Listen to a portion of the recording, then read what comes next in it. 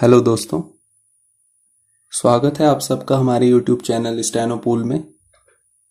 दोस्तों प्लीज़ हमारे चैनल को सब्सक्राइब करें, ज़्यादा से ज़्यादा शेयर करें ताकि हम ज़्यादा से ज़्यादा मटेरियल आपको प्रोवाइड करा सकें। अगर आपको वीडियो पसंद आती है तो लाइक करें और अपना एक्सपीरियंस हमारे साथ शेयर करें कि आपको वीडियो कैसी लगी। इसके लिए आप कमेंट बॉक्स में कमेंट कर सकते हैं। तो दोस्तों आज की जो डिक्टेशन है इसकी स्पीड 100 वर्ड पर मिनट होगी, so be ready for it. 5 seconds. Start. Sir, I rise to support the budget which has been presented by the Finance Minister for the year 2002-2003. The budget is bold, innovative, and pragmatic in introducing many steps for restoring the economic to its proper path.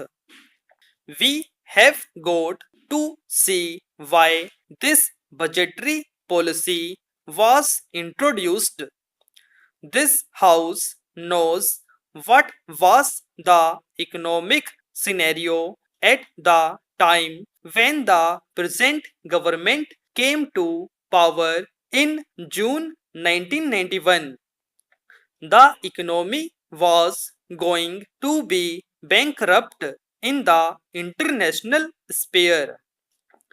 Our reserves of foreign exchange for the imports were not even for 2 weeks requirements. Internationally, the world was not at all giving any credibility to the Indian economy, and the foreign banks stopped lending money to India. The NRIs were withdrawing their deposits because they had lost confidence in the Indian economy. That was the position which was being brought about by the 18 months rule, and in 11 months the government of the National Front had brought the economy to such a position that the inflation in the country reached its high water mark in July 1997 at 16%. The government have to face this impending crisis because if the international banks had institutions stop supplying funds to India, what will be our position, our credibility before the world? Faced with this situation, the government took the bold step of devaluation and took certain important immediate measures for restoring the economic strength and vitality of our country. The result is that the present position is that the foreign exchange reserves of our country have increased to rupees 12,000 crores. We are not to depend upon charity now because we have our own strength of our foreign exchange reserves. The inflation is arrested. It cannot be reduced overnight. Economic reforms cannot be made by the magic wand of only the finance minister. The budgetary policy only can create certain conditions to which economy has to respond, and the response cannot be made like the Aladdin's lamp overnight, and hence we have got to wait for the results of the policy which has been introduced by the finance minister. We have to see today what are the objectives that the government had in view for introducing the various measures, some of which are really innovative and beneficial of our economy. The objective before the government was to tide over the crisis in the balance of payments position and at the same time to control the inflation in the country. The twin objectives were achieved by the government by introducing our new industrial policy, monetary policy, trade policy, and fiscal policy as well. The budgetary policy reflects the economic philosophy, the fiscal policy of the government, and the government thought and rightly so that if the economy is to be restored from its impasse, one of the major objectives will be to liberalize the economy and to unshackle the economy from the cobwebs of bureaucratic control. It is precisely because of this reason that the new industrial policy, excepting in certain basic sectors, has now freed the economy from the licensing and other requirements which created artificial bottlenecks in developing the country on its own. The finance minister has introduced various measures to give relief to the different sectors of the economy. He has introduced a drastic cut in the rate of taxation. Today, there are only three slabs of income tax. The people whose income is up to rupees 50,000 are to pay 20%.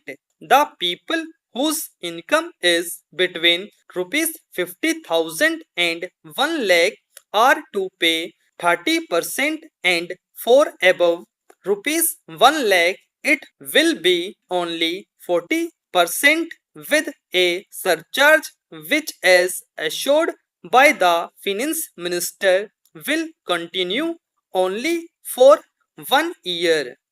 He has also raised the taxation exemption limit from rupees 22,000 to rupees 28,000. In other words, the small income group will get a relief of rupees 6,000 as their tax exemption limit is increased. I would appeal to the finance minister to see whether this raising of the exemption limit will really give substantial relief to the middle or the lower income groups in our country. The finance minister has introduced a better liquidity on the basis of the recommendations of Narsimham committee. The liquidity ratio is to be reduced from 38% to 30%. It is a very welcome measure, for the commercial banks are not to keep much of their deposits locked up in unproductive investments. Now they have been released, and this will give encouragement to the investment in productive sectors. The finance minister has introduced a very important measure for dealing with inflation and evasion of taxes. He is giving encouragement for the gold bond which he will be introducing as he has announced. As a result of this unnecessary locking up of gold for non-productive purposes will be done away with. Stop. 5 seconds. Start. Sir, I rise to support the budget which has been presented by the Finance Minister for the year 2002-2003. The budget is bold, innovative, and pragmatic in introducing many steps for restoring the economy to its proper path. We have got to see why this budgetary policy was introduced. This House knows what was the economic scenario at the time when the present government came to power in June 1991. The economy was going to be bankrupt in the international sphere. Our reserves of foreign exchange for the imports were not even for 2 weeks requirements. Internationally, the world was not at all giving any credibility to the Indian economy, and the foreign banks stopped lending money to India. The NRIs were withdrawing their deposits because they had lost confidence in the Indian economy.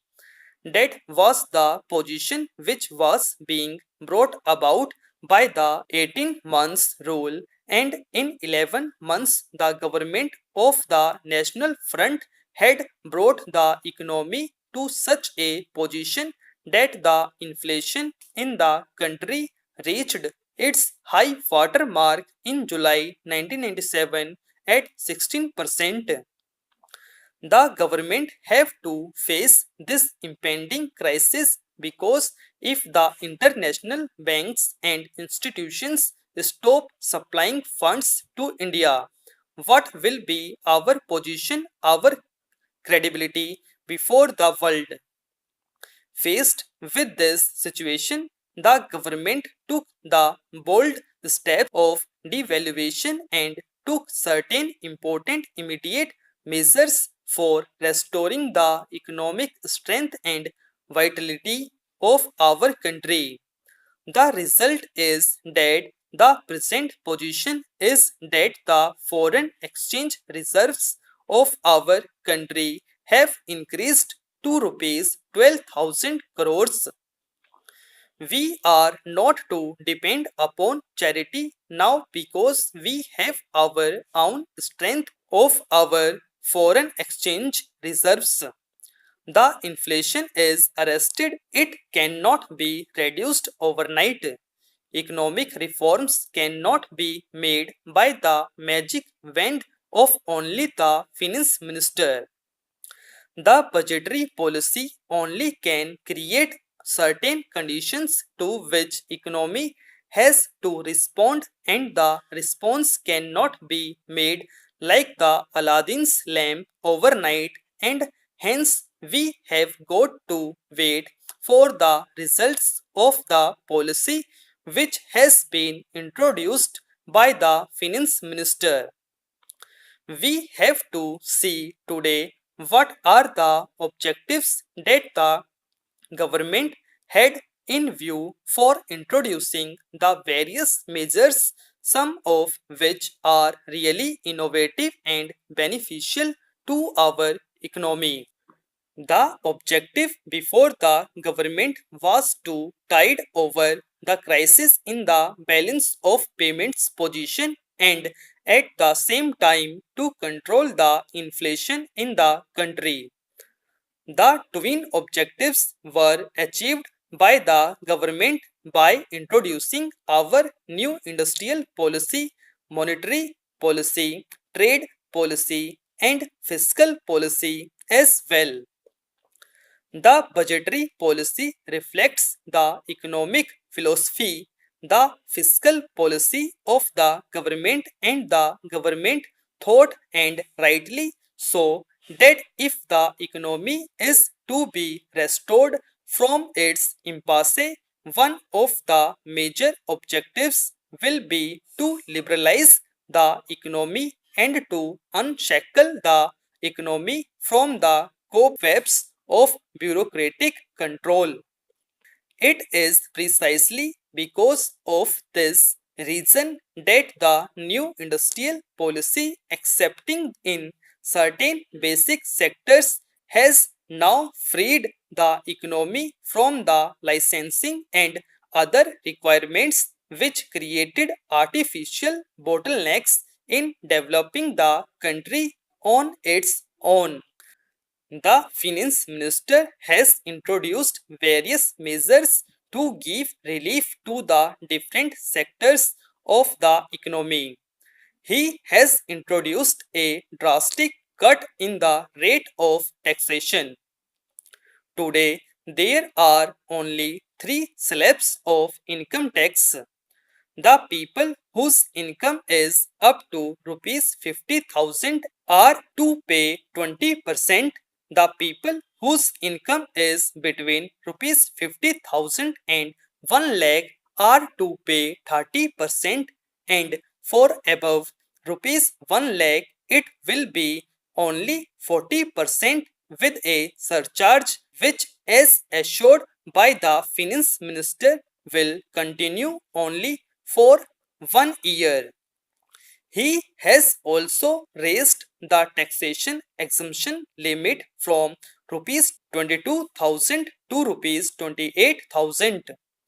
In other words, the small income group will get a relief of rupees 6,000 as their tax exemption limit is increased. I would appeal to the finance minister to see whether this raising of the exemption limit will really give substantial relief to the middle or the lower income groups in our country. The finance minister has introduced a better liquidity on the basis of the recommendations of Narsimham committee. The liquidity ratio is to be reduced from 38% to 30%. It is a very welcome measure, for the commercial banks are not to keep much of their deposits locked up in unproductive investments. Now they have been released, and this will give encouragement to the investment in productive sectors. The finance minister has introduced a very important measure for dealing with inflation and evasion of taxes. He is giving encouragement for the gold bond which he will be introducing as he has announced.